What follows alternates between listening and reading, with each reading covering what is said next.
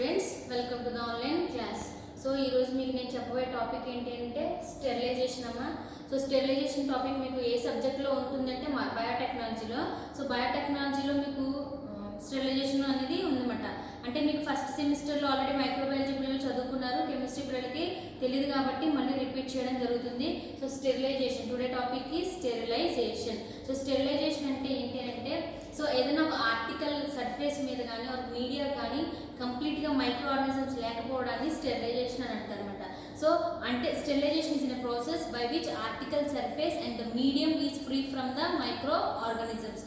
Article surface, so ఇది ఒక thing. So దీని మీద ఏమైనా మైక్రో ఆర్గానిజమ్స్ ఉంటే దాన్ని రిమూవ్ చేయడం, ఓకేనా. సో అలాగే ల్యాబ్లో ఎటువంటి మైక్రో ఆర్గానిజమ్స్ ఉన్నా మనం ఎలా రిమూవ్ చేస్తాం, ఓకేనా. సో కంప్లీట్గా మైక్రో ఆర్గానిజమ్స్ని కిల్ చేయడాన్ని స్టెరిలైజేషన్ అంటారు. సింపుల్గా మీరు ఎలా చెప్పొచ్చు అంటే స్టెరిలైజేషన్ అంటే it's to destroy the microorganisms, to eliminate the microorganism. Destroy the microorganism, eliminate the microorganism, దాన్ని స్టెరిలైజేషన్ అని చెప్పొచ్చు. So sterilisation is first invented by the Matthias Luttinger in the year of 1887. Matthias Luttinger in the year of 1887. ఒకటే name అండి, Matthias Luttinger.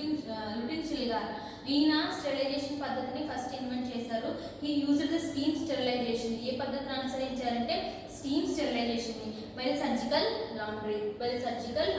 And some of the agents are used in the sterilization, and those agents are called as antimicrobial agents. కొన్ని sterilisation కి కొన్ని agents ని ఉపయోగిస్తారు, వాటిని antimicrobial agents అని పిలుస్తారు. ఏమంటారండి? Antimicrobial agents. So sterilization is done by the two methods. Sterilization అనేది యాక్చువల్గా రెండు రకాలుగా జరుగుతుంది.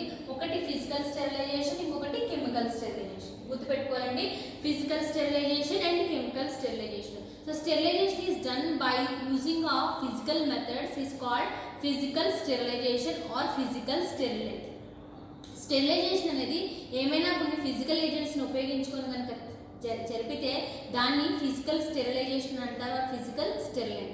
సేమ్ యాజ్ కెమికల్ స్టెరిలైజేషన్ అంటే some of the chemicals are used for the sterilization and those method and దాన్ని ఏమని అంటారంటే chemical sterilization. Used the agents are called chemical sterilants. Physical sterilization అంటే ఫిజికల్ ఏజెంట్స్, కెమికల్ స్టెరిలైజేషన్ అంటే chemical ఏజెంట్స్ని ఉపయోగించి sterilization చేస్తారు. So ఈరోజు నేను చెప్పబోయేది ఏంటంటే physical sterilization. So example for the physical sterilization. Physical స్టెరిలైజేషన్కి ఎగ్జాంపుల్ ఏంటి అంటే sunlight, drying, heat. Sunlight, drying, heat అమ్మ. సో సన్లైట్, సో జనరల్గా ఏదైనా ఇంట్లో సన్లైట్ అనేది ఏంటి అంటే ఇట్స్ యాక్టివ్ జెర్మిసైడల్ ఎఫెక్ట్ అనేది ఎక్కువగా చూపిస్తుంది. ఎందుకు? By the combination of UV rays అనేవి సన్లైట్ అనేది బయటికి రిలీజ్ చేస్తుంది కదా. సో ఆ యూవీ రేస్ అనేవి డైరెక్ట్గా అర్త్ మీద రాకుండా ఎవరు కాపాడుతున్నారు? సో ఓజోన్ లేయర్ అనేది ప్రజెంట్ అయి ఉంటుంది. సో ఏదైనా ఒక మాయిశ్చర్ మీరు ఇంట్లో ఎగ్జాంపుల్ కింద ఏదైనా పొడి అయినా పిండి అయినా డ్రై అవ్వాలి, అందులో ఉన్న మాయిశ్చర్ బయటికి రావాలంటే ఏం చేస్తారు? ఎండలో పడతారు, అంతేనండి. సో సన్లైట్, సో అలా ఉపయోగించి మనం స్టెరిలైజేషన్ చేయొచ్చు. డ్రైయింగ్, సో డ్రైయింగ్ అనేది ఏంటి అంటే drying involve the removal of micro organism from water. Water దగ్గర ఎటువంటి మైక్రో ఆర్గానిజమ్స్ ఉన్నా బ్యాక్టీరియా ఉన్నా రిమూవ్ చేయడానికి ఉపయోగించేది డ్రైయింగ్. And next heat. హీట్లో టూ టైప్స్ ఆఫ్ హీట్స్ ఉంటాయేమో, ఒకటి డ్రై హీట్, ఒకటి మాయిస్ట్ హీట్. డ్రై హీట్ ఒకటి, మాయిస్ట్ హీట్ ఒకటి అనమాట. So example for the dry heat. Dry హీట్కి ఎగ్జాంపుల్ ఏంటంటే హాట్ ఎయిర్ ఓవెన్. మీరు ల్యాబ్లో చూసే ఉంటారు hot air oven. So dry హీట్కి ఇంకా ఎగ్జాంపుల్స్ మనం ఏం అసలు డ్రై హీట్ స్టెరిలైజేషన్ అనేది దేనికి చేస్తారు? So the sterilization, dry heat sterilization used for to sterile the glassware. So glassware examples ఏముంటాయి? Petri plates, pipettes, test tubes, conical ఫ్లాస్క్లు, ఓకేనా. సో అవన్నీ example for the dry heat sterilisation. So dry heat sterilization అనేది ఇంకా అలాగే flaming చేయొచ్చు. So dry heat స్టెరిలైజేషన్కి penetrating power అనేది తక్కువగా ఉంటుంది. మనం కంపేర్గా మాయిస్ట్ హీట్లో చూసుకుంటే డ్రై హీట్ స్టెరిలైజేషన్కి పెనిట్రేటింగ్ పవర్ అనేది బాగా లెస్గా ఉంటుంది అన్నమాట. So what are the operators are used for the dry heat sterilization? Examples. So examples ఏంటంటే బున్సెన్ బర్నర్ కానీ or incineration hot air oven. Bunsen burner, incineration, hot air oven. Bunsen burner అనేది మీరు test ట్యూబ్స్ని clean heat చేస్తూ ఉంటారు. Test ట్యూబ్లో ఏదైనా solution ఉన్నప్పుడు heat చేస్తూ ఉంటారు కదండి, దానికి బున్సెన్ బర్నర్ ఉపయోగపడుతుంది.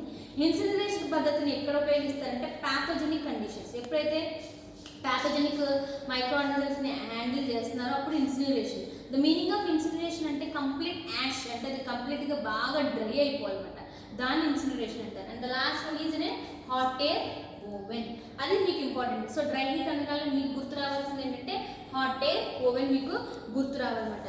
సో అలాగే ఇక్కడ ఫ్లేమింగ్ కూడా ఉపయోగిస్తారు. ఫ్లేమింగ్ అంటే హీట్ అప్లై అవుతుంది కదా, ఆర్టికల్ సర్ఫేస్ మీద రిమూవ్ అయ్యేది ఫ్లేమింగ్ అవుతుంది. So hot air oven. So hot air oven అనేది ఎలా ఉంటుందంటే it is double walled chamber. మీరు చూస్తే క్లియర్గా అర్థమవుతుందమ్మా, ల్యాబ్కి వచ్చినప్పుడు మీరు ఒకసారి హాట్ ఎయిర్ ఓవెన్ చూస్తే క్లియర్గా అర్థమవుతుంది. So double walled chamber, 2 chambers ఉంటాయి, దానికి థర్మోస్టాట్ అనేది ఫిక్స్ అయి ఉంటుంది, అంటే హీట్ని ఫిక్స్ చేసి ఉంటుంది thermostat. It is made up of stainless steel. So దేంతో తయారవుతుందంటే అల్యూమినియంతో తయారవుతుంది. And inside the chamber fans అనేవి ప్రెజెంట్ అయి ఉంటాయి. ఇన్సైడ్ ద ఛాంబర్ ఫ్యాన్స్ ఉంటాయి, ఆ ఫ్యాన్స్ అనేవి హీట్ని జనరేట్ చేస్తూ ఉంటాయి అన్నమాట. So dry heat sterilisation. So hot air ఓవెన్లో మనం ఏమేమి స్టెరిలైజేషన్ చేయొచ్చు అంటే test tubes, pipettes, conical flask, ఏదైనా గ్లాస్ వేర్ని స్టెరిలైజ్ చేయడానికి ఇక్కడ మీరు హాట్ ఎయిర్ ఓవెన్ని యూజ్ చేయొచ్చు. What is the temperature of hot air oven? ఇక్కడ చూడండి, 160 degrees for 2 hours, 170 degrees for 60 minutes, 180 degrees for 30 minutes. So temperature అనేది తగ్గినప్పుడు టైం పెంచుకోవచ్చు, టెంపరేచర్ పెరిగినప్పుడు టైంని తగ్గించాలి. టెంపరేచర్ 180 degrees పెట్టి 2 hours పెట్టారనుకోండి, అది వెంటనే బ్లాస్ట్ అయిపోద్ది, గ్లాస్ వేర్ అంతా పెడతారు కదా, సో అందుకని అలా పెట్టకూడదు అనమాట. 160 degrees for 2 hours, 170 degrees for 60 minutes, 180 degrees for 30 minutes. ఇవి చాలా ఇంపార్టెంట్ అండి, గుర్తుపెట్టుకోవాలి temperatures. 160 degrees for 2 hours, 170 degrees for 60 minutes, 180 degrees for 30 minutes. Adi hot air oven. And precautions should be taken in the hot air oven. What are the precautions? And should not overload the equipment. Adi మీరు overload చేయకూడదు.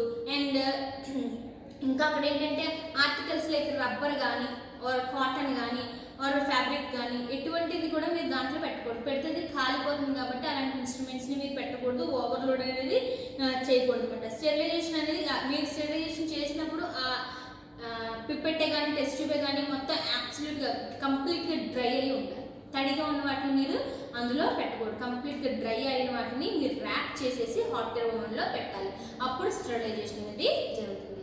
And next moist heat sterilisation.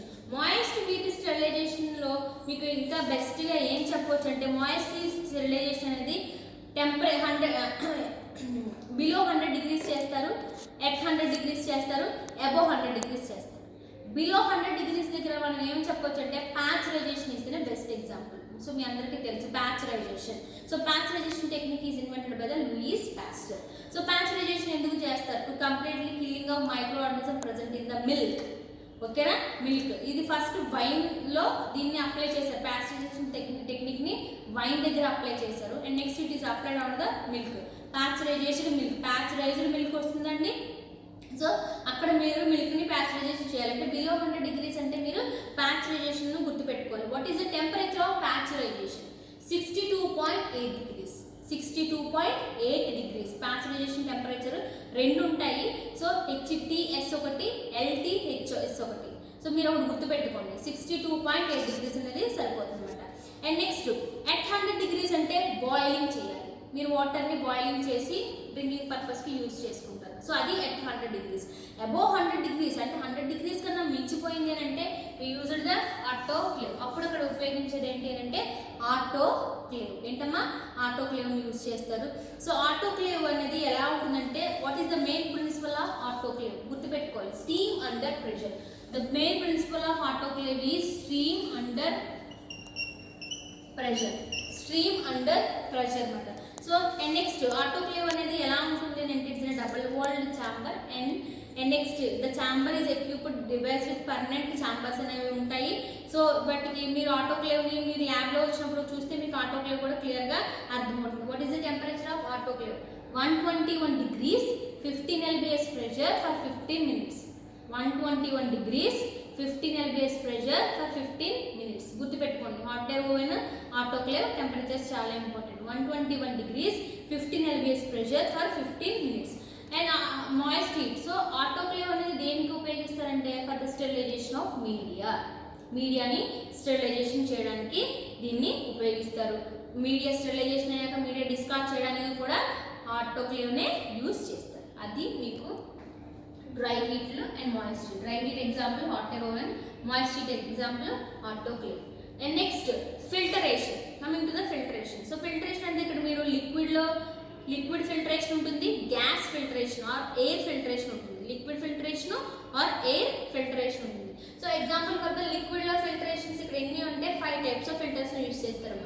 Seeds or asbestos filters. It is removed for the bacteria. Seeds and asbestos filters. ఆ filters అనేది దేనికంటే to remove the bacteria. asbestos పైన funnel ఉంటుంది, కింద funnel పైన cylinder ఉంటుంది. బెస్ట్ ఎగ్జాంపుల్ మీ ఇంట్లో ఆక్వాషోర్ కానీ ప్యూరెట్లు కానీ ఉంటాయి కదండి. సో వాటర్ని ఫిల్టరేట్ చేస్తాయి. సో అది సీజ్ or asbestos filters. Next depth filters. Depth filters అనేవి ఏంటంటే దే ఆర్ అగైన్ 2 టైప్స్. అవేంటంటే ఒకటి Berkefeld filters, porcelain chamber filters. Berkefeld filters, porcelain chamber or Pasteur filters అనేది పిలుస్తారు. నెక్స్ట్ మెంబ్రేన్ ఫిల్టర్స్ అమ్మ. సో మెంబ్రేన్ ఫిల్టర్స్ అనేవి దేనికంటే it is made up of cellulose citrate, cellulose nitrate and it is the size is 0.01. Very minute, బాగా చిన్నగా ఉన్న బ్యాక్టీరియాని కానీ రిమూవ్ చేయడానికి ఉపయోగించేవి membrane filters. And next sintered glass filters. Sintered glass filters అనేవి ఏంటంటే గ్రౌండ్ గ్లాస్గా ఉంటాయి. Next cellulose membrane filters. Cellulose membrane filters what is the main criteria for this అంటే virus, to remove the virus. Cellulose membrane filters ని ఉపయోగించి virus ని remove చేయవచ్చు. ఇది filtration of liquids. And next filtration of air. Coming to the filtration of air కనుక వస్తే మనం LEF ని యూజ్ చేస్తాం. సో మన ల్యాబ్ లో ఆల్రెడీ ఉంది ఎల్ఈఎఫ్. మైక్రోబయాలజీ పిల్లలకి బాగా తెలిసిన LEF, laminar air flow chamber. ఇక్కడ ఏముంటాయంటే they having HEPA filters. HEPA filters high efficiency particulate air filters. HEPA filters ఉంటాయి అన్నమాట. High efficiency particulate air filters. కంప్లీట్గా అక్కడ ఏంటంటే మీరు మైక్రోబయాలజీ ఏ ల్యాబ్ చేసినా కూడా in the presence of LEF ముందు మీరు ల్యాబ్ చేయాలన్నమాట. మీడియా పోరింగ్ కానీ, మీడియా స్టెరిలైజేషన్ కానీ, ఎనీ మైక్రోబయాలజీ ల్యాబ్ మీరు ఎక్కడ చేస్తారంటే in the presence of LEF chamber దగ్గర చేస్తారు. ఓకేనండి. ఈ ఎల్ఈఎఫ్ ఎయిర్ ఫిల్టరేషన్ అనమాట. కాటన్ ప్లేట్స్ని పెట్టిన అవన్నీ కంప్లీట్గా ఎయిర్ స్టెరిలైజేషన్ ఎలా అంటే ఎల్ఈఎఫ్ని ఉపయోగిస్తారు. సో హాస్పిటల్లో కూడా చెప్తారు ఎల్ఈఎఫ్ ద్వారా మీకు ట్రీట్మెంట్ ఇవ్వడం జరుగుతుంది అంటే కంప్లీట్ స్టెరిలైజేషన్, కంప్లీట్గా sterilization. Next coming to the radiation. So రేడియేషన్లో ionizing radiation, non ionising radiation. Example for the ionizing radiation X-rays and gamma rays. Non-ionizing radiation example UV rays and cathode rays. UV rays, cathode rays.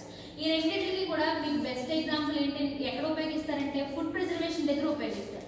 ఫుడ్ని preservation చేసినప్పుడు మీకు ఉపయోగిస్తారు. మీరు Lay's packets కానీ, biscuit packets కానీ మరి దాని surface అంతా స్టెరైల్ అవ్వాలంటే so ionising radiation and non ionising radiation thermometers కానీ, సర్జికల్ ఎక్విప్మెంట్స్ ఏమన్నా ఫోర్సెప్స్ కానీ వాటిని క్లీన్ చేయడానికి non ionising radiation. Ionising radiation అంటే ఫుడ్ ప్రిజర్వేషన్, ఫుడ్ ఇండస్ట్రీ దగ్గర ఎక్కువగా ఉపయోగిస్తారు.